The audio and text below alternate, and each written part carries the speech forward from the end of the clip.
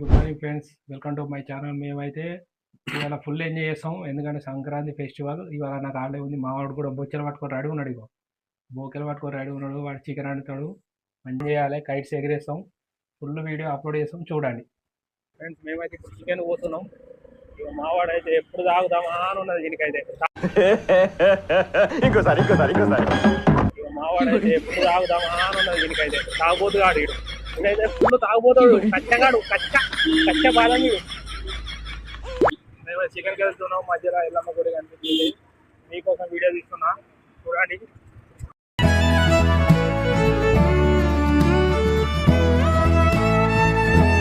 అయితే 2 కిలోల చికెన్ తీసుకుంటున్నాను.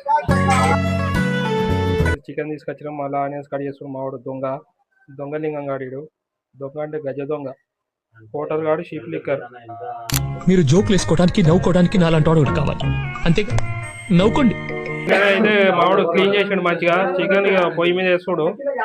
చిన్న గ్యాస్ ఎట్లా దావత్ చేసుకోవాలి కదా.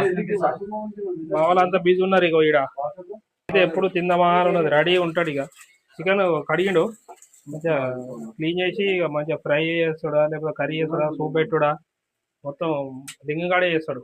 కుక్కు వీడే. కుక్కు కాదు వీడు, కుక్క. పిచ్చి కుక్క, గజ్జి కుక్క వీడు. అప్పుడప్పుడు సైకోగాడు అవుతాడు.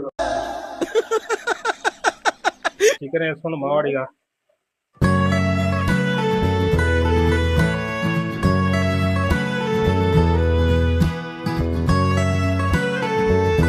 రెండు కిలోల చికెన్ ఈ గిన్నెలో పట్టదంటే వీడు అవలగాడు. మావాడు ఏం చేస్తుండు, మళ్ళీ ఈ ఫస్ట్ ఈ గిన్నెలు చేయరా అంటే ఈ గిన్నెలో వేసిండు.